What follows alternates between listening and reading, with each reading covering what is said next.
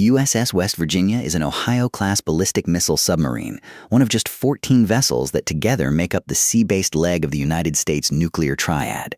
According to a Navy statement first reported by West Virginia's WOWC 13 News, the boat's commanding officer has been relieved of duty. The Navy has not detailed the specific reason. Here's what we'll cover: what is and isn't known about this relief, what a boat like West Virginia actually does at sea, why submarines like this almost never make headlines, and how the Navy's relief process works when a chain of command loses confidence in a commanding officer. Then there's the question everyone asks first: what did this commander actually do? Some of that we can answer. Some of it, right now, nobody outside the Navy can. Here is everything the public record currently supports. The U.S.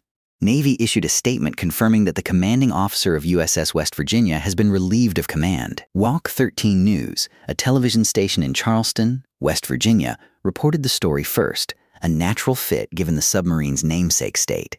The Navy's statement doesn't specify a cause. It uses the same general language the service typically applies to this kind of personnel action, language we'll get into shortly. That's the extent of what has been confirmed publicly as of this recording. No name has been released in the reporting we're working from. No court-martial, no investigation findings, no specific allegation has been attached to this relief in the source material. Anything beyond that, a safety incident, a personal failing, a command climate complaint, a policy dispute, would be speculation. We're not going to hand you speculation dressed up as fact. We went looking for more detail before recording this, the way we do with every story on this channel. Here's the honest answer. For this one, the trail stops almost exactly where the Navy's own statement stops. That says something about how the submarine force operates, something the story itself doesn't spell out. To understand why a relief like this is newsworthy at all, you have to understand what USS West Virginia is built to do. It's an Ohio-class fleet ballistic missile submarine, part of a class of 14 boats the Navy calls boomers.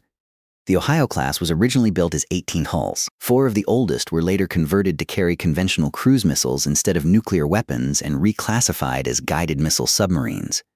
The 14 that remain in the ballistic missile role are the quietest, most survivable part of America's nuclear deterrent. Unlike land-based missiles in fixed silos or bombers on runways, a boomer at sea is, for practical purposes, impossible for an adversary to locate and target. That's the entire point of the design.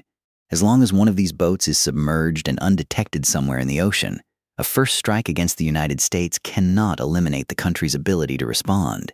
Each Ohio-class boat displaces around 18,000 tons submerged, runs on a nuclear reactor that lets it stay underwater for months without refueling, and carries a crew of roughly 150. The boats were built with 24 missile tubes. Under arms control agreements, several tubes on each submarine have since been deactivated to keep the fleet's deployed warhead count within treaty limits. The missiles themselves are Trident 2D5 submarine-launched ballistic missiles, weapons with intercontinental range. To keep boats like West Virginia at sea as close to permanently as possible, the Navy assigns each one 2 full crews, known as blue and gold, who rotate on and off the submarine. While one crew is at sea on patrol, the other is home training, on leave, or preparing for the next rotation.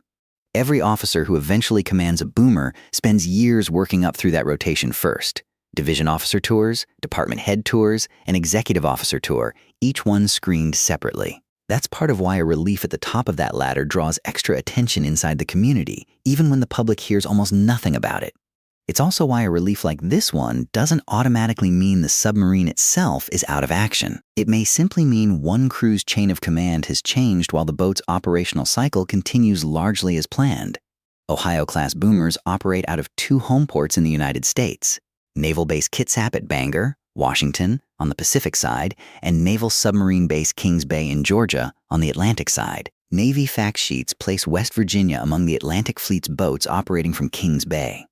Submarines based there and at Bangor conduct what the Navy calls deterrent patrols, long stretches submerged, away from any port, with the crew's location and movements kept deliberately unpublicized. That secrecy isn't paranoia. It's the operational premise the entire deterrent rests on. Kings Bay itself explains why so little leaks out of a story like this one. The base sits behind layered physical security, restricted waterways, and a marine security force whose entire mission is protecting the boomers tied up there. Families of blue and gold crew members often go months without knowing exactly when a patrol will end, and the base community has long operated on a culture of not asking questions that don't need to be asked. That same culture of compartmentalization is why a relief of command story like this one arrives with almost no surrounding detail. The institution is built, deliberately, to leak as little as possible. One thing most viewers get wrong: they picture a submarine commander's relief as the climax of some dramatic incident. A collision, a leaked secret, a mutiny. The far more common cause across the entire Navy, submarine force included, is much less cinematic. A loss of confidence, often rooted in leadership judgment, command climate, or a single serious lapse that doesn't require public detail to justify removing someone from command. That phrase, loss of confidence, is doing a lot of work in this story and in nearly every relief of command announcement the Navy issues. It's standard Navy language, used across surface ships, aviation squadrons, and submarines alike, and it functions almost like a legal term of art.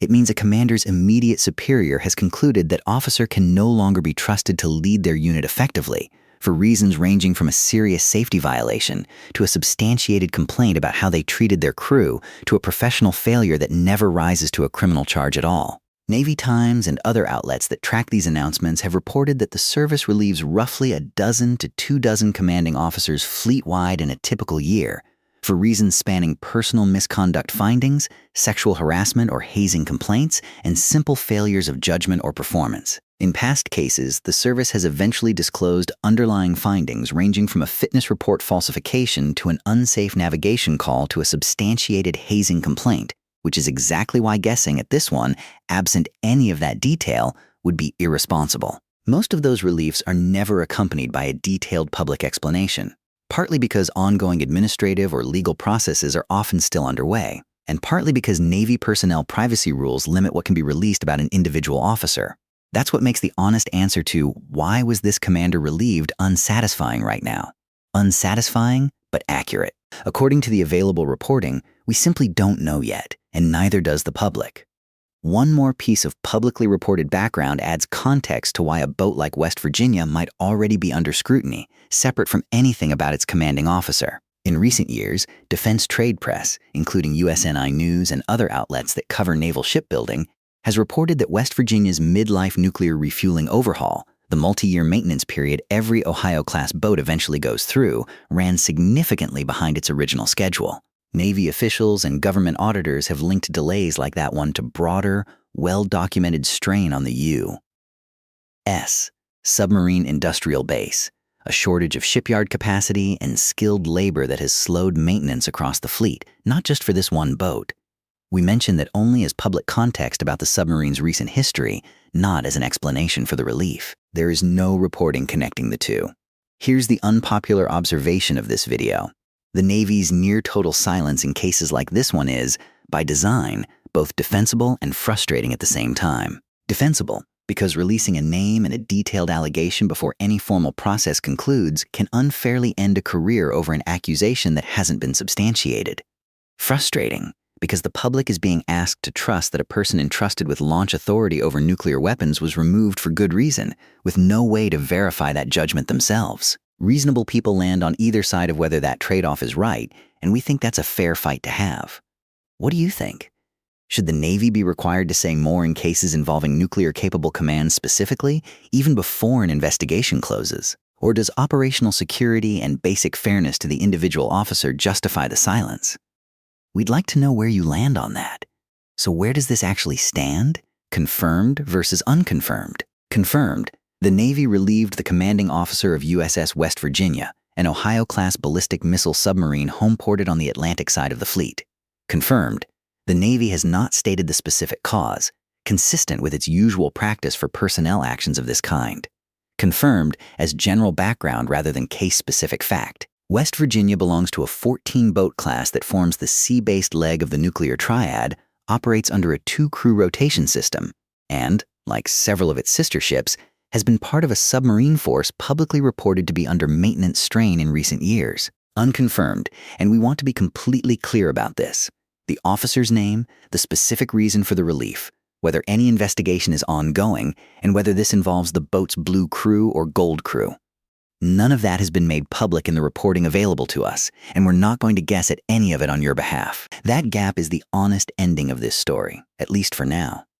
Reliefs like this one sometimes stay quiet permanently, closed out through routine administrative channels with no further public statement. Sometimes, especially when the underlying issue is serious enough, more detail eventually surfaces through a follow-up news request, a public records release, or reporting from outlets like USNI News or Navy Times that specialize in tracking exactly these kinds of personnel actions across the fleet. We'll keep an eye on this one and on official Navy channels for any update. If new, confirmed details come out about what actually happened aboard West Virginia, we'll bring you a follow-up built the same way this video was. Sourced first, speculation never. If you want to understand more about how the rest of the nuclear triad works, including the land-based and airborne legs that operate alongside boats like this one, that's a natural next video for this channel, and a system most people never get a plain explanation of.